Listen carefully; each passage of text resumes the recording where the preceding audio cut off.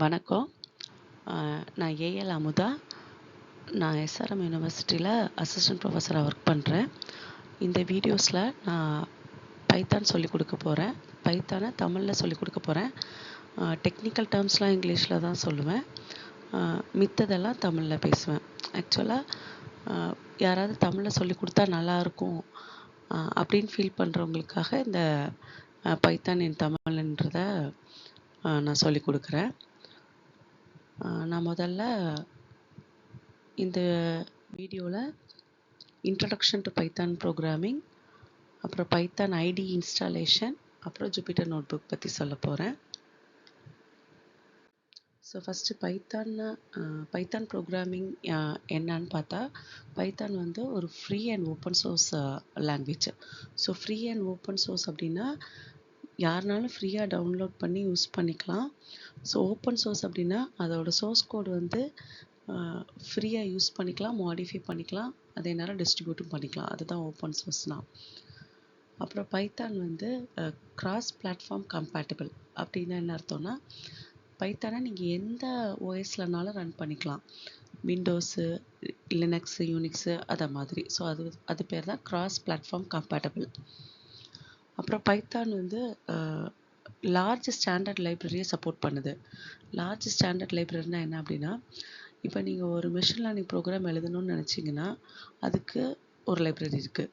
அது பேர் சைக்கிட் learn. So அந்த லைப்ரரியை நீங்கள் இம்போர்ட் பண்ணிட்டீங்கன்னா அதில் இருக்கிற எல்லா அல்காரிதம்ஸும் நீங்கள் யூஸ் பண்ணிக்கலாம்.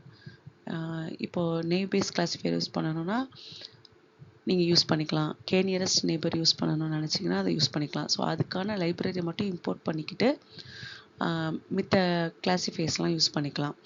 இப்போ நீங்கள் டீப் லேர்னிங் ப்ரோக்ராம்ஸ் ஏதாவது இம்ப்ளிமெண்ட் பண்ணணும்னு நினைக்கிறீங்கன்னா அதுக்கு டென்சர்ஃப்ளோவை இம்போர்ட் பண்ணிக்கலாம். டென்சர்ஃப்ளோன்ற லைப்ரரியை இம்போர்ட் பண்ணிக்கலாம். இந்த மாதிரி நிறைய லைப்ரரிஸ் இருக்குது, ஸ்டாண்டர்ட் லைப்ரரிஸ். அதை இம்போர்ட் பண்ணிட்டாலே அதுக்கப்புறமா நம்ம ப்ரோக்ராம் பண்ணுறது ரொம்ப ஈஸியாக இருக்கும். அடுத்தது பைத்தான் வந்து ஆப்ஜெக்ட் ஓரியன்டட் ப்ரோக்ராமிங் கான்செப்டை சப்போர்ட் பண்ணுது. ஆப்ஜெக்ட் ஓரியன்டட் ப்ரோக்ராமிங்கில் என்னென்னா எல்லாமே ஆப்ஜெக்ட்ஸ் அண்ட் கிளாஸஸாக இருக்கும். இப்போதைக்கு ஆப்ஜெக்ட்ஸ் அண்ட் கிளாஸஸ்னால் என்னன்னு தெரிலன்னா பரவாயில்ல, நம்ம அடுத்தடுத்த வீடியோஸில் நான் சொல்லிக் கொடுப்பேன். அப்புறம் பைத்தான் வந்து ஒரு இன்டர்ப்ரெட்டட் லாங்குவேஜ்.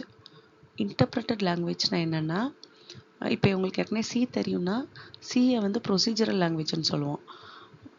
இப்போ நீங்கள் ஒரு சி ப்ரோக்ராம் எழுதுனீங்கன்னா அந்த சி ப்ரோக்ராம் ஃபுல்லாகவே கம்பைல் ஆகி கம்பைலேஷனில் எந்த எரருமே இல்லை அப்படின்னா எக்ஸிக்யூட் ஆகும். இப்போ சப்போஸ் கம்பைலேஷனில் எரர் வந்துச்சு அப்படின்னா அந்த ஃபுல் ப்ரோக்ராமுக்கும் எங்கெங்கே எரர் இருக்கோ, சின்டாக்ஸ் எரர் இருக்கோ, வேறு எந்தெந்த எரர் இருக்கோ எல்லாத்தையுமே உங்கள்கிட்ட சி கம்பைலர் டிஸ்பிளே பண்ணிடும்.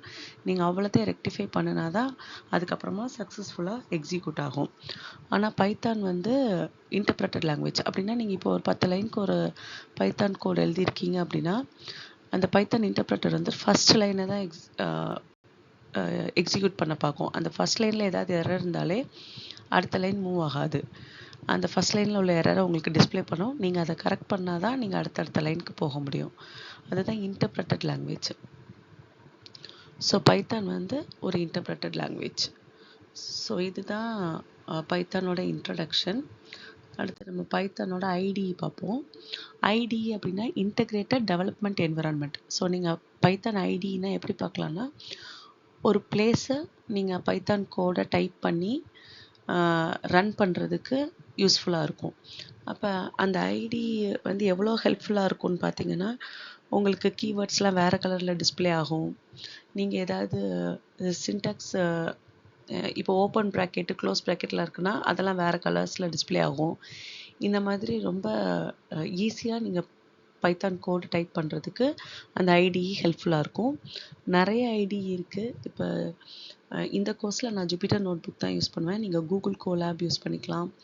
அப்புறம் பைச்சாம் இருக்குது. இது மாதிரி நிறைய ஐடிஸ் இருக்குது. ஸோ நான் ஜூபிட்டர் நோட்புக் இன்ஸ்டால் பண்ணணும் அப்படின்னா அதுக்கு அனகோண்டாவை டவுன்லோட் பண்ணி இன்ஸ்டால் பண்ணியிருக்கணும் உங்கள் லேப்டாப்பில். அதுக்கப்புறமா நம்ம ஜூபிட்டர் நோட்புக்கில் பைத்தான் கோட் பண்ணலாம். ஸோ நெக்ஸ்ட் வீடியோவில் நான் உங்களுக்கு எப்படி ஜூபிட்டர் நோட்புக்கில் ஒர்க் பண்ணணுங்கிறத சொல்லுவேன். நன்றி.